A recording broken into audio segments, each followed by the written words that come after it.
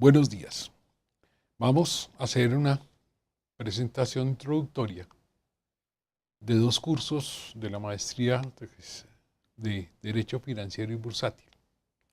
El curso de Gestión de Riesgo Crediticio y el curso de Gestión de Riesgo de Liquidez. Los objetivos de esta presentación son tres. En primer lugar, vamos a presentar el programa del curso, definiendo claramente cuáles son sus objetos de estudio y sus objetivos del estudio. Y finalmente, haremos una revisión de algunos conceptos previos necesarios para el éxito de esta jornada académica. Arranquemos entonces con la presentación del programa.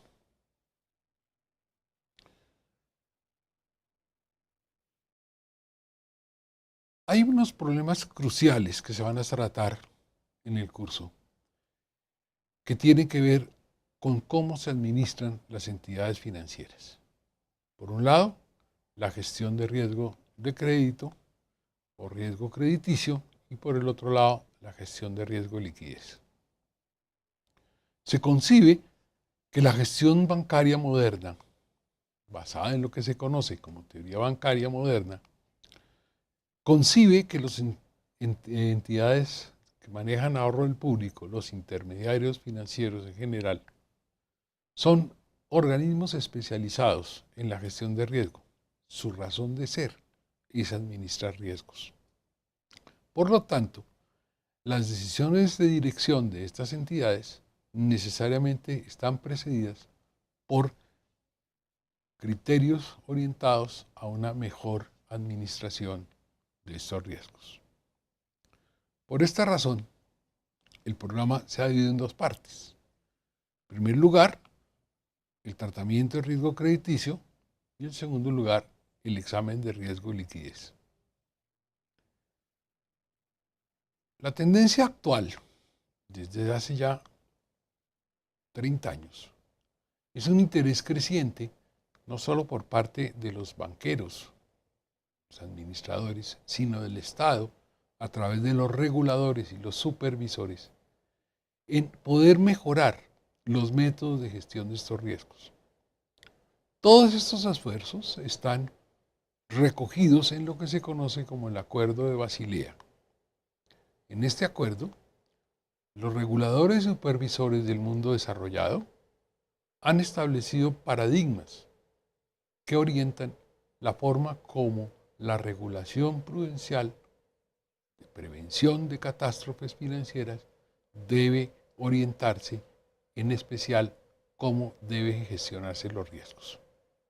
Es por ello que el seminario va a tomar como centro de investigación, como centro de reflexión, estos paradigmas del Acuerdo de Basilea y comparar estas orientaciones y principios de Basilea con las reglas nacionales vigentes sobre esta materia.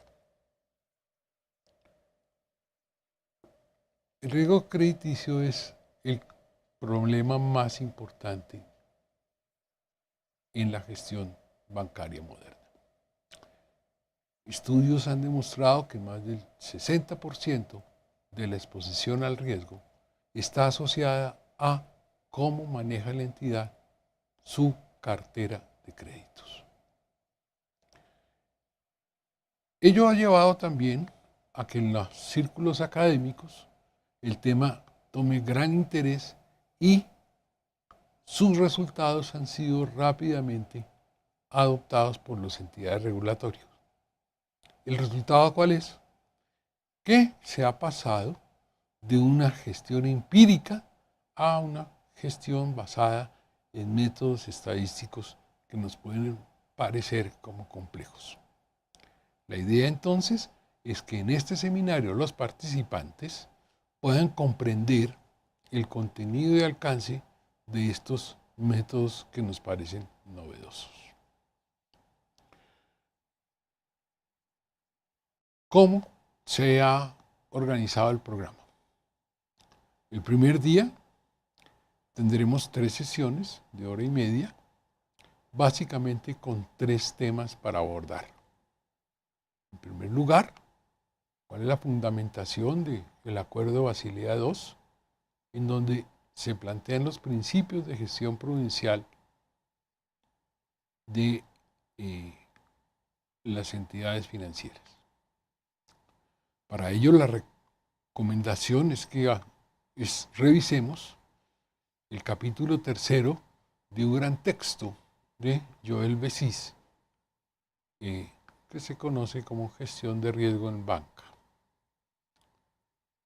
Después entraremos a mirar dos temas. Por un lado, de qué manera se configura la administración de las carteras de créditos y frente a ese manejo de las carteras de crédito, cómo podemos definir y medir el riesgo crediticio. La lectura recomendada será un artículo de María Lourdes de la Fuente, donde nos describe los modelos de medición de pérdida crediticia en el texto denominado Medición Integral de Riesgo Crediticio, que en su capítulo 2 contiene el artículo en mención. La siguiente jornada, de nuevo, dividida en tres sesiones de hora y media, vamos a abordar tres temas. Por un lado, ¿cómo podemos estimar las provisiones y el capital adecuado asociado a los problemas de gestión de riesgo de crédito? Para lo cual, examinaremos los textos de Elizondo, Gutiérrez y Segoviano en el mismo texto anterior, en el artículo que está contenido en el capítulo 8, titulado El enfoque regulatorio del riesgo crediticio. Y por último, abordaremos el examen del modelo de referencia para la gestión de riesgo crediticio de la Superintendencia Financiera Colombiana, contenido en lo que se conoce como la Circular Básica Contable capítulo 2. Terminada esa segunda sesión de la segunda jornada, abordaremos un tema diferente, el tema de riesgo de liquidez. El negocio de la intermediación financiera esencialmente consiste en captar recursos del público y colocarlos al público mismo en créditos que tienen una tasa necesariamente superior a la que los intermediarios le reconocen a los ahorradores. Esa diferencia de tasas se conoce como el margen financiero, que no es otra cosa que la medida de la utilidad que va a tener el intermediario por su actividad en el mercado. Sin embargo, cuando está en curso en ese negocio, el intermediario financiero va a enfrentar varios problemas. Primer problema, él está obligado a reconocer al ahorrador sus derechos por el contrato de captación. Pero la fuente de pago está asociada a los resultados del contrato de mutuo, es decir, del contrato de crédito. Y sabemos que es posible que el portafolio de créditos, que el conjunto de las carteras crediticias pueda tener problemas por incumplimientos potenciales. Ese es un primer problema. En otros términos, el riesgo crediticio puede llevar al intermediario financiero a que no pueda tener los recursos suficientes para satisfacer la obligación de reconocer al ahorrador sus derechos. Un segundo problema es que por lo general los intermediarios financieros captan el ahorro del público a unos plazos muy cortos y colocan en créditos a plazos mucho más largos. Esa transformación de plazos asume la primera forma específica del riesgo de liquidez. Otro problema contemporáneo está asociado a los volatilidades, a los cambios intempestivos que pueden ocurrir en los mercados cuando las tasas de interés cambian. Frente a cambios abruptos en las tasas de interés, los intermediarios de crédito tienen un problema, y es que las tasas a las cuales han colocado están pactadas y no es fácil ajustarlas a las nuevas condiciones de los mercados. Esta es entonces la segunda forma del riesgo de liquidez. Esos temas los vamos a abordar entonces en la última sesión de la segunda jornada, donde trabajaremos el problema de cómo definir y cómo establecer estrategias de gestión del riesgo de liquidez. Al día siguiente, examinaremos la estrategia más importante y más general, que se conoce como la gestión de activos y pasivos. Es una metodología que tiene distintas formas de interpretación y que tiene que ver necesariamente con la adecuada gestión del riesgo de liquidez. Eso nos lleva entonces a que para este tema vamos a leer de nuevo el libro de BESIS, de Gestión de Riesgo en Banca, el capítulo 10 y el capítulo 11 hasta la página 140 inclusive. El último tramo del curso lo vamos a dedicar a hacer una prueba de conocimiento, donde la idea es poder evaluar los conocimientos adquiridos, la comprensión alcanzada frente a estos temas. Se trata de un seminario, por lo tanto, necesariamente los participantes obtendrán mejores resultados en la medida en la cual aborden con responsabilidad la revisión de las lecturas asignadas y otras que se han entregado como lecturas opcionales. Para cada sesión habrá unas guías de clase, presentaciones en PowerPoint, que resumen la presentación que va a fundamentar la presentación del profesor. Y desarrollaremos algunos ejercicios matemáticos presentando los modelos. Haremos una presentación, pruebas de comprobación de lectura, que en su conjunto aportan el 30% al comienzo de cada clase. Unas preguntas muy simples para verificar que las lecturas han sido realizadas. Y al final, la comprobación, el final del seminario, el examen aportará el 30% de la nota final. Bien, esta es la propuesta. Sin embargo, es necesario, antes de arrancar, tener unos conceptos previos, unos conceptos teóricos previos adecuadamente definidos, porque sobre ellos vamos a construir todo el análisis. La primera definición tiene que ver con qué es el riesgo.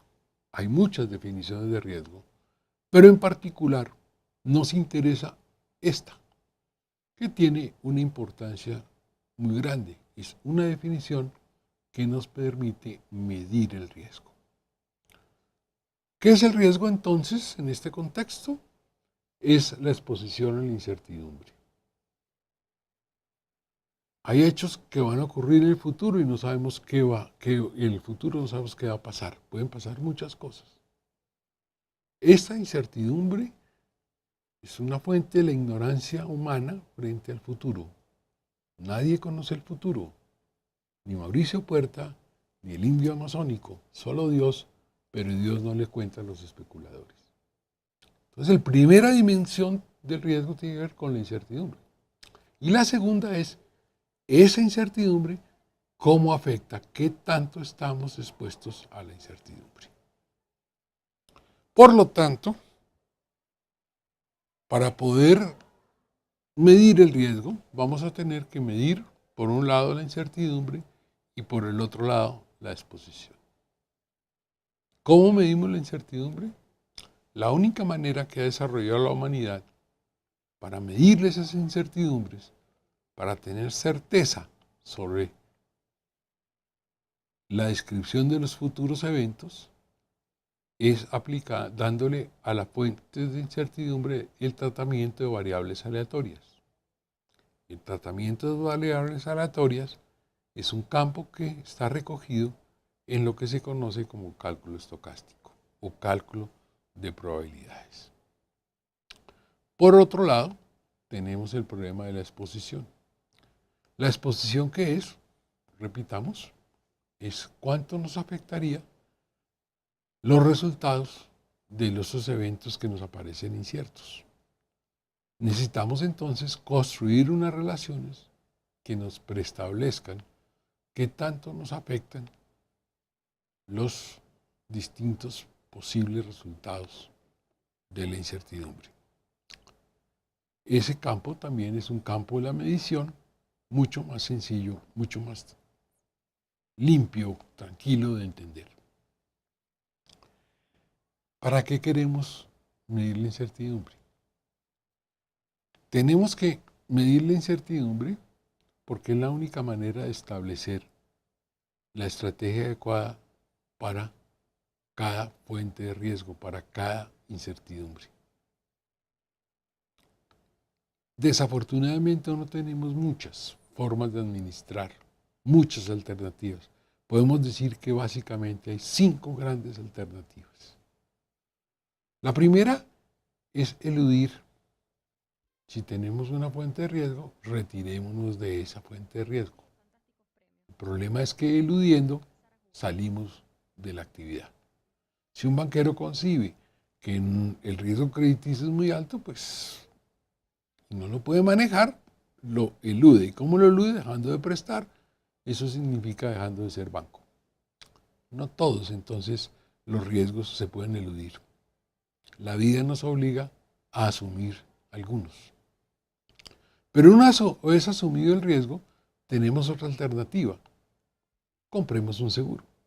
Paguemos una prima para que alguien asuma el riesgo por nosotros. Si el evento catastrófico ocurre, entonces ese asegurador nos resarce. Es una alternativa interesante. No todos los riesgos son transferibles. En general, solo vamos a conseguir seguros para aquellos eventos que tienen una muy escasa probabilidad de ocurrencia. Pero, si llegan a ocurrir, sus pérdidas son catastróficas. Ese es el mundo de las aseguradoras. Una tercera alternativa es cubrir el riesgo. ¿Qué es cubrir el riesgo? Es generar flujos de caja de sentido contrario, y es lo que se conoce como la inmunización financiera. Lo hacemos por lo general buscando coberturas naturales. El ejemplo clásico es, si mis gastos están en dólares, yo voy a hacer mis ventas en dólares y en ese caso se elimina el riesgo cambiario. Esa inmunización natural desafortunadamente no es muy frecuente, no es muy fácil. Entonces, para eso están los productos como los contratos de futuros. Con los contratos de futuros podemos hacer ese tipo de gestión de riesgo. Otra forma es mitigarlo. ¿Cómo mitigamos el riesgo? Diversificando, buscando una combinación de distintos riesgos que no se comporten de forma igual. Es el famoso principio de diversificación. No coloques todos los huevos en la misma canasta. Tener los huevos diversificados, ¿qué significa? Significa que a la larga mi riesgo queda bastante reducido frente a una situación donde yo no tengo diversificación. Por último, hay riesgos que no le podemos dar administración. Esos riesgos toca asumirlos. Nótense que dependiendo de la frecuencia y de la severidad, es decir, de la incertidumbre y la exposición, se puede optar por cualquiera de estas alternativas. Es decir, para adoptar una alternativa, ¿qué necesitamos? Necesitamos una medición del riesgo. El otro paso es, una vez tenemos eso claro, es identifiquemos los riesgos que gravitan sobre la entidad financiera y presentémoslos a través de lo que se conoce como mapa de riesgo. Una vez tengamos definidos los mapas de riesgo, podemos medir la incertidumbre, es decir, calcular las probabilidades de ocurrencia de los distintos hechos inciertos o fuentes de riesgo identificados en el mapa. Medimos la exposición y finalmente integramos una medida y una estrategia coordinada de gestión de los distintos riesgos. En general, una entidad financiera, ¿a qué se enfrenta? A distintos riesgos asociados ¿a qué? A la naturaleza de su negocio. Uno puede decir que un banco tiene, en general, tiene 5 líneas grandes de negocio. Está el banco comercial, básicamente servicios financieros al detal, banca corporativa para el sector medio y banca corporativa de entidades grandes. La banca de inversión tiene unos negocios bien distintos, servicios de asesoría, procesos de adquisición y fusión, compras apalancadas, financiamiento a firmas financieras, estructuración de proyectos, estructuración de adquisición de commodities y titularización. Ese conjunto se llama finanzas estructuradas. En tanto que los intermediarios del mercado de valores, su negocio fundamental es el trading o la negociación de activos. Y tienen distintas líneas, del contrato básico de comisión hasta los contratos de derivados o de renta fija. Por último, está la banca privada que gestiona activos. Y hay otras actividades financieras como la custodia o la compensación. En general, esas son las actividades que uno puede identificar en el sector financiero. Las estructuras nacionales van a decir cuáles actividades están integradas y cuáles requieren intermediarios especializados. Pero esa es una discusión que creo que ya vieron. Los riesgos de los bancos entonces los podemos clasificar en un mapa donde decimos el riesgo crediticio, el riesgo a los cambios de tasas de interés, el riesgo asociado a los cambios de los precios de mercado, el riesgo de liquidez, los fallos en la gestión misma del banco englobados en el concepto de riesgo operacional, los riesgos de tasa de cambio y otro conjunto de riesgos más específicos, más idiosincráticos, más asociados a la naturaleza de cada banco. Como habíamos dicho, el riesgo más importante es el riesgo crediticio. Más o menos un 60% de la exposición al riesgo crediticio es el riesgo de la exposición total de los riesgos del banco está asociado al riesgo crediticio. En menor medida, en segunda medida, el riesgo operacional y finalmente el riesgo de mercado y el riesgo de liquidez. Para poder avanzar, entonces, tenemos que mirar y distinguir el riesgo crediticio de otras cosas. Definimos el riesgo crediticio como una parte como un fenómeno especial del riesgo de contraparte. ¿Qué es el riesgo de contraparte? Que la otra parte de un contrato incumpla sus obligaciones. Pero acá es importante definir las razones por las cuales se incumple. Cuando se incumple por insolvencia o liquidez, se conoce como riesgo crediticio. Pero cuando la contraparte incumple porque nunca quiso cumplir, porque nos engañó, porque ocultó su verdadera naturaleza, por ejemplo, de que está jugando o actuando de manera altamente riesgosa, ese es un fenómeno de información asimétrica, se conoce como riesgo moral. Su tratamiento es totalmente diferente al riesgo crediticio. Nos concentramos entonces en riesgo crediticio alrededor de los problemas de evaluar las potenciales insolvencias o iliquidez de los obligados sobre nuestra cartera de crédito. Segundo problema, ¿cómo medimos la incertidumbre? Medimos la incertidumbre a través de funciones de densidad de probabilidad. Las funciones de densidad de probabilidad son una propiedad que tiene toda variable aleatoria. Por lo tanto, nos va a ayudar a adoptar esa postura, nos va a ayudar entregándonos una información muy importante. Las funciones de densidad de probabilidad nos dicen con alta certidumbre cuál es la probabilidad de ocurrencia de todos los posibles valores que tome una variable aleatoria. Lidiando con estas funciones de distribución de probabilidad, entonces podemos construir soluciones matemáticas al problema a través de lo que conocemos como modelo probabilístico.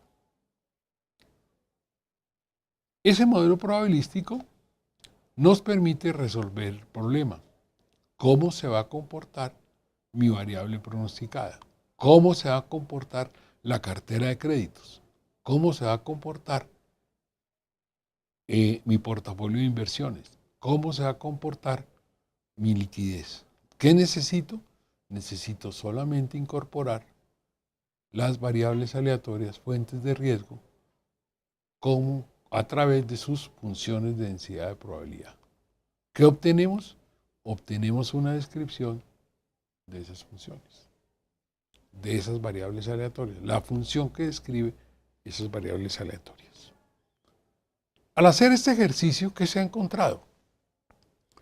Que el riesgo crediticio tiene unas propiedades muy particulares, mientras que típicamente el riesgo de mercado, los resultados de nuestra exposición frente al riesgo de mercado tiende a tener una estructura muy simétrica,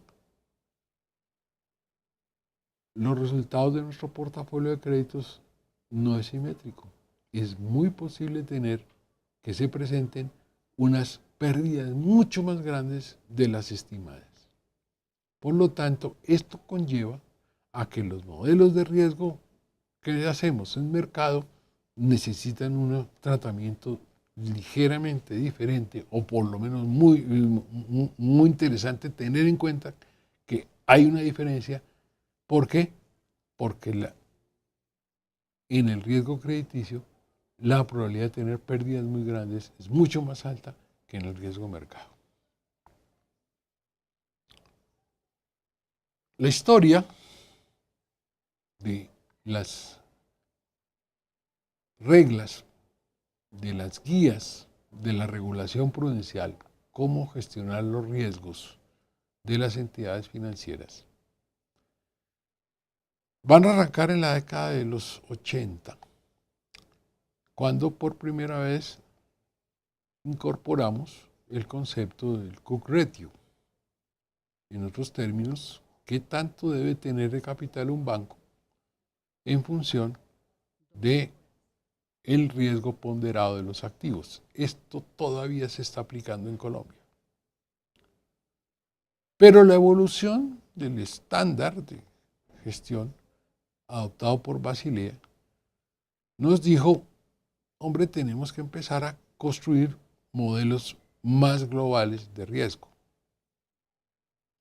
Esos modelos más globales, basados en estructuras estadísticas, supuestamente debía estar imperando en los años 2010. La crisis del 2007, de alguna manera,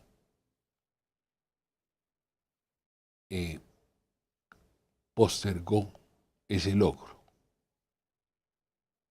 El hecho es que Hay una nueva regla general recogida en lo que se conoce como Basilea III, que está aún en desarrollo y que comentaremos alrededor del curso.